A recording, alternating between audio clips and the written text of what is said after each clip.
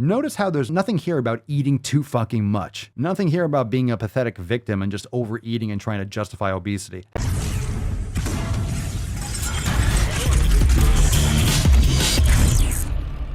Things that we're told affect body weight.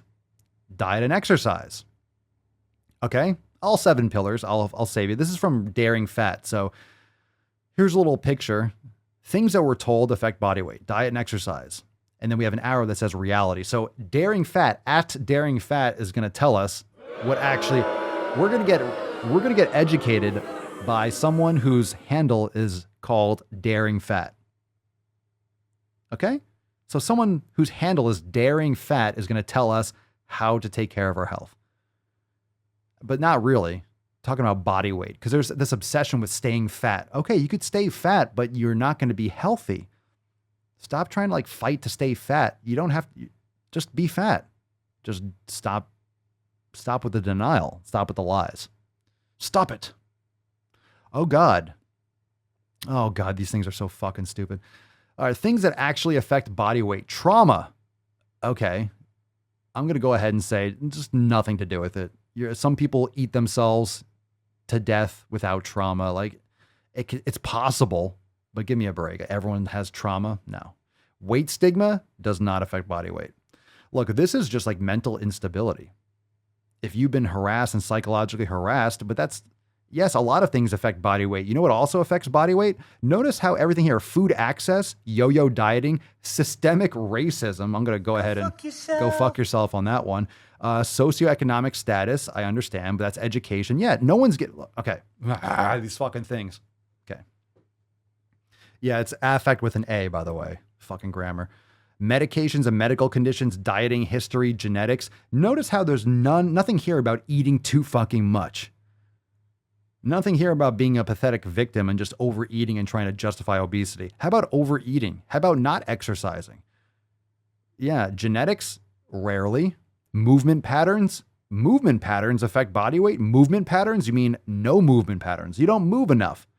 Mental health, actually nutrition affects mental health directly. Education, no one's getting educated in this country, so that could be for anything.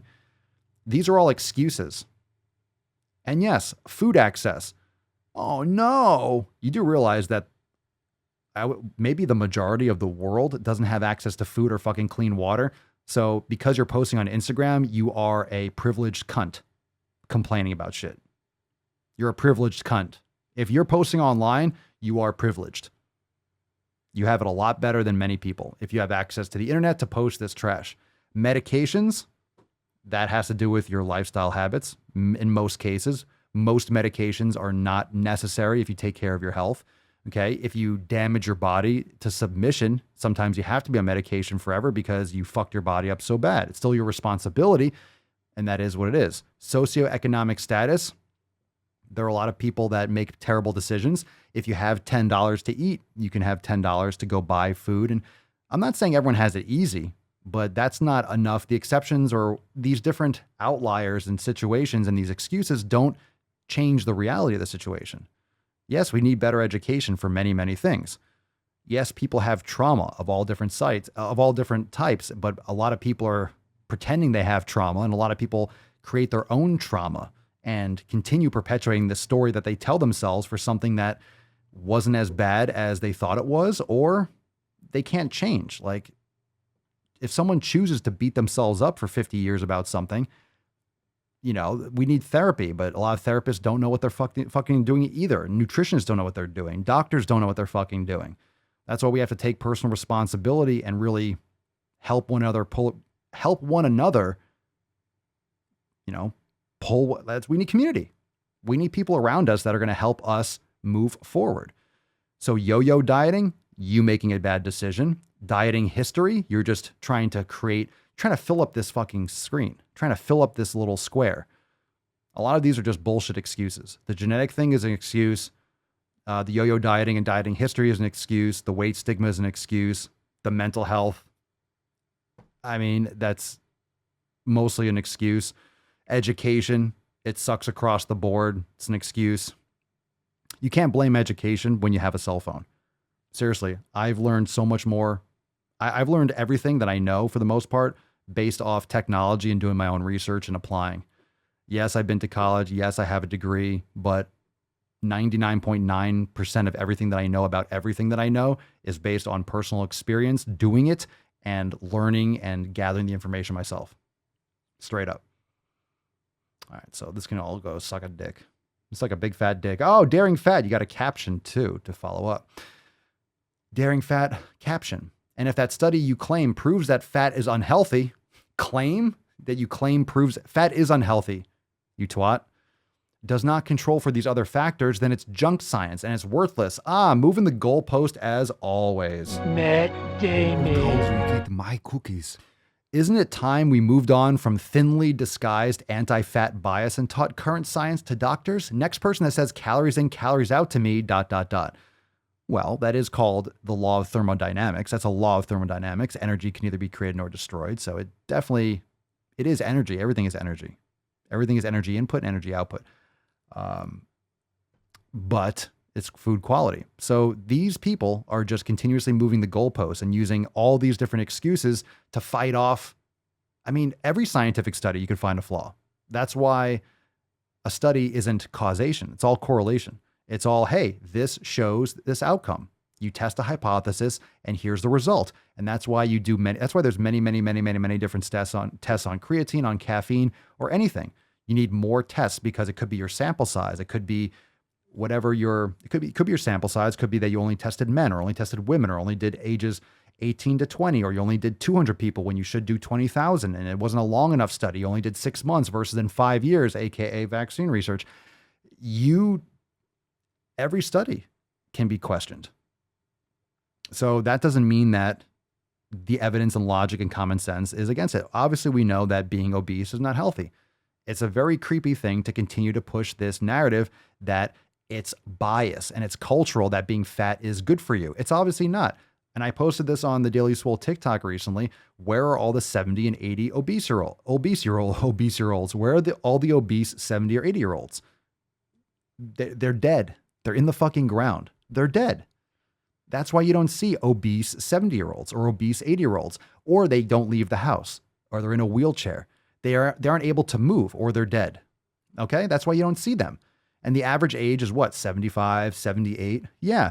And anyone who's fucking over that is not morbidly obese. You know why they put the term morbidly? It's because that means you're about to die from being obese. You're so obese, you're on the brink of death.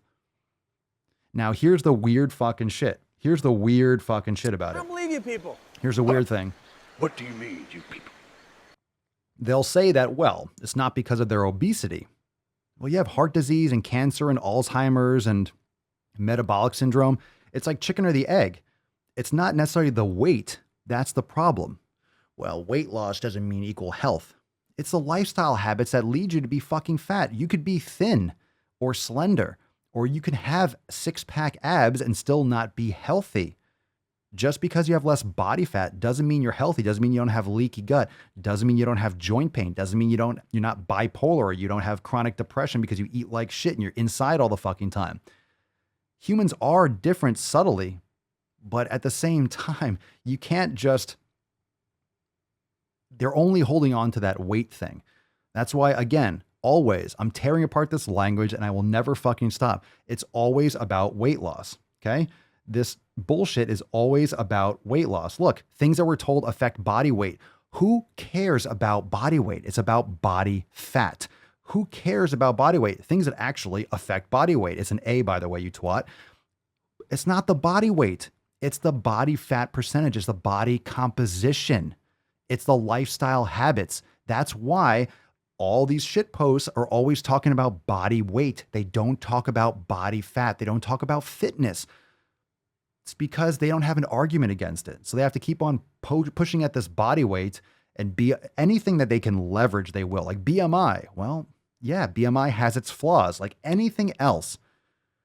Just because it has a flaw doesn't mean you just throw out logic and common sense. We stay woke, but y'all sleep. Real mo, but y'all sheep.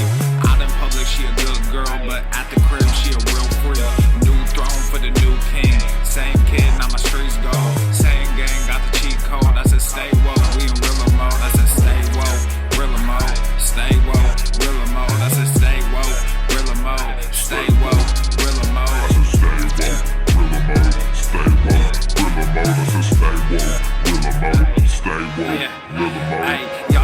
cause y'all a bunch of clowns. You will not get a laugh out of me. You can talk, but you can't denounce. I live a different theology. Why I transfer to a new account? You just fucked over a prodigy. Posted up with a running crown. You are the king in the apology. You about to see a new side of me. I hope you